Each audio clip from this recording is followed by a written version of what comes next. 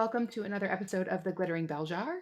This is season 2, episode 11. My goodness, I got caught on both of those things because I'm so surprised that one, we're in season 2, and two, we're already at episode 11. Oh my goodness. My name is Valerie. I am here with my co-host Bree, as always, and we are excited to be reading Harry Potter and the Half-Blood Prince backward. That is our thing. That is what we're doing, and we are glad you are here for it. But Bree, how are you doing today? I am good. I'm doing good. Feeling maybe a little sleepy, but that's okay. Still very, very happy to be here. How about you? What's going on in your world? I'm good. I'm not sleepy. I'm caffeinated, and I have so many notes on this chapter that you could just take a nap if you wanted to, and I could probably do this shorty episode on my own. No. Don't do that. That Pretty will sure the not be as know-it-all in exciting to the me, people. maybe it would, but the know-it-all in me just cannot handle that. I have to share the spotlight with you. I'm sorry. You'd be napping and like wake up from a dead sleep being like, "That's not right, Valerie. Let me fix that for you." Literally exactly what would happen. Although you're hardly ever wrong, but if it happens, that is what I would do. Between you and the internet, I always get corrected. It keeps me humble. It's nice. Okay, so as I said, Oh. I have a lot of notes. I'm assuming you do because this is a good meaty chapter. This Mhm. to me. So we're covering chapter 20, Lord Voldemort's request, and this to me is what the meat of this book is. This is like digging into Tom Riddle and Voldemort's backstory. So without further ado, let's just dive right in with your recap. Okay. Chapter 20, Lord Voldemort's Request. In this chapter, Dumbledore sends for Harry to come to his office. He is severely disappointed when Harry tells him he was unable to secure Slughorn's memory of his conversation with Tom Riddle. After impressing upon Harry how this task is the most important of all, they dive into two specific memories. One is from a house elf who remembers Tom Riddle coming to see her master, who shows Tom both Helga Hufflepuff's cup and the Slytherin's locket. 2 days later, her master was killed, and Tom wasn't seen again for many years. In the second memory, we now see Tom, also now known as Lord Voldemort, come to visit Dumbledore, who is headmaster of Hogwarts. Voldemort wants a position as a teacher at Hogwarts, but Dumbledore refuses, insisting that Voldemort only came for a purpose, and it was not to be a teacher. The chapter ends with Dumbledore telling Harry to obtain the memory so they are able to put all the pieces together. Great summary. And Thank as you. usual, we are reading the last sentence of the chapter first. That's how Bree and I read it when we read it backwards. So here is the final sentence of this chapter. Oh, Voldemort definitely wanted the defense against the dark arts job, said Dumbledore. The aftermath of our little meeting proved that. You see, we have never been able to keep a defense against the dark arts teacher for longer than 1 year since I refused the post to Lord Voldemort. Mm. So you Actually, think and now that I read that, I think it's interesting he calls him Voldemort. He doesn't call him Tom Riddle there. well, he often calls him Tom Riddle or Voldemort. He just wasn't willing to do it then because he knew that that would make Voldemort happy. Because I feel like he That's switches. true. I feel like he typically switches back and forth. When he's talking about the past, he says Tom Riddle, but when he's talking about the present, he does say Voldemort. Yeah. Yeah, that is true. You're right. Because he Mm-hmm. does say it with Minerva McGonagall at the very beginning of the first book. So, Mm-hmm. I do want to point out that this chapter, very much like chapter 23, which I believe we covered in episode 8, is like a 2-part chapter. It's got like one memory and then another memory. Mm-hmm. And it's these Mm-hmm. memories that are the really meaty bits of this entire book, really, not just chapter, but book. I love these. This is such a cool storytelling mechanism to give us as readers all the information we need for ourselves to put together the puzzle as well. Mm-hmm. Yeah. Well, why don't we dive in? I know you're pretty excited about this, so I'm excited to hear what you have. Okay. Well, actually, it's funny. Not only, I wouldn't say there's even just 2 parts. I say there's 3 parts to this chapter because I have a whole bunch of notes on the things before they even get into the memory. Yeah. Okay. Yeah, I do too. Like I have, we see our first glimpse now that we know from last episode that Malfoy has been using Polyjuice Potion to transform Crabbe and Goyle into little girls and make them stand guard for him. We have Hermione encountering one of these little girls and like helping her out. And I was just thinking, I think we talked about this last season, how when you take Polyjuice Potion, your voice doesn't change or Mm-hmm. doesn't change. And how, so you could just imagine this little girl with like big old Goyle voice. So he can't say anything because it's like the mismatch would give it away immediately. And then we have Luna, who I know is your favorite character. She Yeah. finally makes an appearance. Yeah, yeah, I love that. She's getting super. We went right into her weirdness. It was very weird. I mean, I love though that she like has a Gertie root, so like that's a throwback or a throw forward to Deathly Hallows, where Xenophilius is making them Gertie root tea, and then she says Gertie roots are good for warding off gulping plimpies, which is what she's fishing for, according to Xenophilius when they're visiting. So it's like a whole bunch of weird love goody stuff being mentioned that also gets mentioned again later. Yeah, yeah, for sure. And she puts what it says and a considerable amount of what looked like cat litter into Ron's hands. Like Is it what? in a bag? Where'd it come from? Why does she have I cat don't litter? think What is so. going I on? feel like it's probably not in a bag. Also, I think a lot about the different emissaries that Dumbledore uses to get these messages to Harry, like random students and Luna, and he's got to be like, I'm giving this to Miss Lovegood. I really hope it gets to Harry. Like, I can't be sure that it's actually, and it's like buried in her bag and like crumpled up and like half covered. And it's like, it says a rather grubby scroll. Like, it gets dirty on Luna's watch, but she still delivers it. So, I feel like she's probably like Hagrid, you know? He's like, it's gonna get to him, but it's gonna be questionable exactly how that happens. yeah, it's going to get to him in her own way. Hmm. The other thing I had from before we jump into the memories is the sense of being X-rayed by Albus Dumbledore. I think that this is a phrase that J.K. Rowling uses a lot when Harry is being looked at by Dumbledore, and I kind of am trying to tell, is this meant to be legilimency?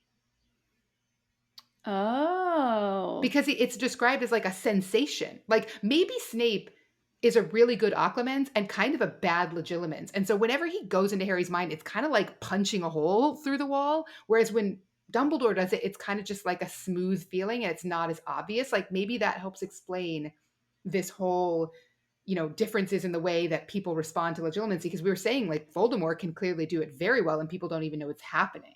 So maybe it's just that Snape's not actually a very good Legilimens. Yeah, maybe. That honestly makes a ton of sense. I think you might be right.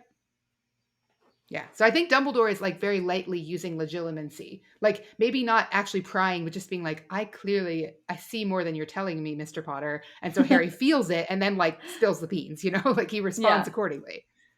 Yeah, I think you're right. I think that makes the most sense. I love that. Good catch. Thanks. Yeah. Hmm. Okay, sorry, I have one more thing before we get into the memories. Turns out all Okay. of my notes are from before the memories, not the memories themselves. It is Okay. about those how did they describe them in book 2? Unusual similarities, strange likenesses. That's how Tom Riddle describes it when he finally meets Harry once he comes out of the diary. The Ooh. fact that Harry and Voldemort both have this strong affinity for Hogwarts. You know, Hmm. Dumbledore describes it. Uh, Voldemort was, I believe, more attached to the school than he has ever been to a person. Hogwarts was where he had been his happiest. Asterisk on that. The first and only place he felt at home. And Harry felt slightly uncomfortable with these words, for that was exactly how he felt about Hogwarts, too. It's one of those strange likenesses. But also, do we think Voldemort was ever happy? Uh, I don't. That's a good I'm not question. sure.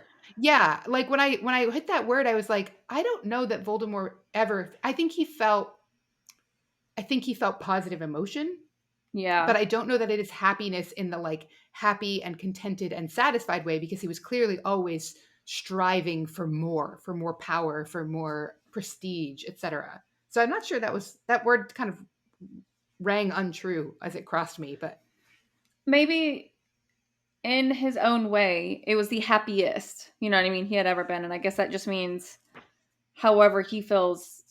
Ugh, joy just seems wrong too, but I guess evil can feel joy. It's still joy. It's just not how we typically experience joy. that's true. I guess I shouldn't discount it just because it's not my flavor. It doesn't make sense to me. Killing doesn't bring you joy. That's not a thing for you. Well, no, first of all, let me answer that question. No, but also the joy of achieving that goal. It just doesn't seem like joy to me, but that doesn't mean it's not joy to the person experiencing it. I guess that's what I mean. Okay, sorry. I swear I thought I had all the notes in the memories and I have none of my notes are in the memories. The final thing I think, let me just, okay, yeah, is I have long wondered Okay. about how Harry enters the pensive. He always Yes. stands up and puts his face in it. And Yeah. I'm like, do you have to put your face in it? Because I can just imagine Dumbledore standing there every time, and Harry like puts his face in it and like falls in or whatever, and Dumbledore just like puts a finger in, like just stands there, and like it's not like a thing you have to put your face in. And I didn't Google that because part of me just loves the absurdity of thinking Dumbledore just stand there like rolls his eyes, like Harry does not. Why does he put his face? I mean, the first time he encounters the pensive, he puts his face in, and then he just does it forevermore and doesn't check that that's actually how you enter it. Well, and what about the fact that I Dumbledore enters second every single time for I can maybe assume to check out the surroundings or something to make sure it's safe. What is he doing? Because often there's at least a couple sentences that go by inside the memory or a couple moments go by before he jumps in. And I don't really understand. Yeah, why does he take so long to go to get in there? What is he doing? Or you Yeah. just want to make sure Harry got in okay? I mean, can something go wrong? Yeah. Now that you mention that, actually, I'm looking at this section on my books. I'm not sure that Dumbledore even enters the memory with Hepzibah Smith because Harry's the one narrating the entire experience. And as I'm just scanning, I'm obviously not reading with close detail. I don't see the word Dumbledore on these pages. I think But maybe don't they Harry enters this one alone, and then because Dumbledore's already seen it. And then when Harry comes back out of the memory, Dumbledore's there waiting in his office. okay. He doesn't because one of the memories I know Dumbledore says it's time to go. He doesn't on the first one? It's That's the very, very first memory of Harry ever in the pensive, which is not even in this book, I don't think, where Harry basically breaks in. He like breaks in. He's not supposed to be there, and Dumbledore turns up and is like, "Okay, Harry, it's time to go. Like you're not supposed to be here." No, no, no. He does it on one of these. It doesn't say like he just like kind of motions him. Oh no, you're right. He says, "Time to leave, Harry." Yeah. It's weird because Dumbledore's not really mentioned in the rest of this scene at Mm-mm. all. Like he's never. It's never like Dumbledore arrived next to Harry in the pensive. I don't know. Anyway, sorry. I Yeah. mean, I just think it like you're right. There is always a gap. In this case, there's a gap of the entire time when we don't. Dumbledore is presumably there, but he actually isn't mentioned to be there. But this memory, now that we're in the memory, is just fascinating to me. Like I didn't necessarily have notes, but I love how much information we're given in this one. Mm-hmm. Yeah. I didn't have a ton of notes on the memories themselves either, but it is interesting to see Tom like kind of go through his phases of life where you have him very, very good looking in this particular memory, although it's almost Harry even mentions like there's still something a little bit inhuman about him, even as like a good Mm-hmm. looking young man. And in the second memory, he comes back and he is like very inhuman. Yeah. Yeah. Well, let's talk about that because that's the last two notes I have. The Okay. first one I have is about Voldemort's eyes because there's Mm-hmm. this description in this memory with Hepzibah Smith about his eyes glowing red, and I found the coolest answer on Quora, and I'm gonna give it a shout out, but I want to like read it to you. So I googled basically why does Voldemort have red eyes or why do his eyes flash red or whatever, and Brandon Lane from Richmond, Virginia, on Quora writes the short answer is because he's evil. Okay. Yes. Um, from a narrative proponent, it is also a common way to show character relations and ideology. Red is the color of good, Gryffindor, stupefy, expelliarmus. Green is the color of evil, killing, curse, Slytherin, snakes, etc. But by giving Harry green eyes and Voldemort red eyes, it shows they have a connection and one of them is likely to become the other. So it kind of is this cool thing where like red is good and green is evil, and yet their eyes are the opposite of that. And that's like a gateway into one another, basically. And I loved that description. I thought that Brandon, great job. You're not listening, but fantastic answer. Because I couldn't figure out like it's very obvious and it's called out that his eyes kind of flash red, like there's this evil magic Mm-hmm. that's sort of bursting forth from within him. And I was just like, why is that? And that answer doesn't really answer my question, but also is a fantastic answer about why they have the eye colors that they have. Yeah, I love that. That is very, very cool. Some deep thinking. I know. Yeah. Brandon, if you're listening and you want to be a guest on the podcast, hit us up, man. And then the other one, which you hit on, is how different Tom Riddle looks by the time he comes back for his job interview, Mm-hmm. which is his second job interview because we learned that he's tried to get a job before, right after he left Hogwarts. But to me, this description of Voldemort / Tom is the scariest description of him. Mm-hmm. Tom Riddle, the attractive young man, and Lord Voldemort, the snake-like face. This is the scariest one. It reads, It was as though his features had been burned and blurred. They were waxy and oddly distorted, and the whites of his eyes were now permanently bloody, though the pupils were not yet the slits that Harry knew they would become. That is terrifying. That's nightmare fuel. Like, Yeah. Yeah. I don't want to think about it. Like, I think about it and I'm like, for just his eyes being completely bloody, but not yet like red. What is he doing? I mean, he's splitting his soul, but like, what other magic is he doing to transform himself, and why? I know. Is this I just like a literally byproduct? I know. I read that too, and my mind, I think naturally to protect itself, like kind of just like keeps going. Because I'm like, that sounds disgusting. Mm-hmm. I don't even want to try to imagine it.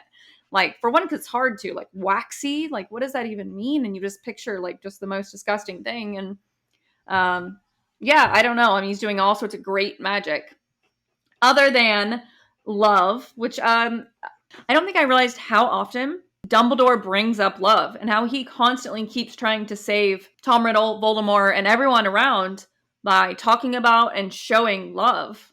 And that's pretty obvious. Like we know that that's the theme of the book, right? But still, like Mm-hmm. there's pockets of it everywhere, little hints, Easter eggs. Mm-hmm. Yeah, there's this interaction between Voldemort / Tom Riddle and Dumbledore. I kind of keep saying both names because to me he's still in between. Mm. Voldemort says the old argument: "Nothing I've seen in the world has supported your famous pronouncements that love is more powerful than any kind of magic." Dumbledore, and Dumbledore responds, "Perhaps you've been looking in the wrong places." And I'm like, "Just go to the Department of Mysteries, dummy." We talked about this in a previous episode. There's a whole room. They're afraid of it. They lock the door. It's the magic they don't study. Yet, Voldemort, the thesis that you had last season about Voldemort just underestimating things he doesn't understand is just ever more evident the more we move into understanding his character in this book. Mm-hmm. Yeah. Yeah, absolutely. The only other thing that I want to keep watching for and what I think is interesting is watching Dumbledore. He has been very intentional throughout these past few chapters, and in this chapter for sure, on how much he tells Harry, on how he impresses upon him how important the memory of Slughorn is, and how he's very good, similar to Harry and Voldemort. He is very good at manipulation, and we could also call it teaching or, whatever you want to call it. But the simple way is he's very good at manipulating Harry. He's good at manipulating Voldemort, literally refusing to use the name Voldemort only because he knew that that would empower Voldemort at that given moment. And so he chose not to do it. And yeah, it's very interesting to watch Dumbledore at work. Mm-hmm. Yeah, I got the sense in this chapter especially that we do see Dumbledore is a puppet master. He is pulling the strings on everyone around him, trying to Mm-hmm. get them aligned in a way that reaches the outcome he's aiming for, which we discussed. Again, I keep harkening back to last season, so if you haven't listened to that, I recommend going and checking it out. It's totally available. It's only 15 episodes. The greater good. He is always acting in service of the greater good, which was sort of this barbed idea that he had as a young man, but that he sort of takes as a life mission. Mm-hmm. Yeah, I like that puppet master. He's very much a puppet master, and I mean, it's a good thing we believe the greater good was, his version of the greater good, because Mm-hmm. could be viewed, otherwise. But lucky for the world of, Harry Potter. Yeah, His it was view of Dumbledore's vision, not Grindelwald's vision or Voldemort's yes, vision of the greater good. yes, yeah, exactly. Yeah, Yeah. Yeah, cool. cool. Well, I don't have anything else from this chapter. If you don't, we will wrap it up. Okay, well, thank you guys for being here today and for listening. If you enjoyed it or if you didn't, please head to your podcast player of choice, give us a 5-star rating and a review. We are happy to hear everything you have to say, good and bad. You are also welcome to reach out to us. We have social media, Belljar Pod on TikTok, Instagram, and Twitter. And we do have an email address. Valerie? We do. It is podcast at followthebutterflies.com. Followthebutterflies.com is my Harry Potter blog. So if you need more Harry Potter in your day, you can head on over there and discover a whole other world of it that I've been working on for the past 2 years. It was my pandemic project and it is still going. Let's have you share this. Grab that share link out of your podcast player or the YouTube link if you're watching us on YouTube. Send it to somebody who's never read the books. Really throw them a curveball in their day, because not only do they not read the books, they are going to be thrown in the middle of a book and they're going to be like, why did you send this to me? You'd be like, well, you should go back to episode 1 of this season and start there. How about that? And with that, we will wrap it up. We will let you go. Enjoy the rest of your day, and we will see you next time. See ya.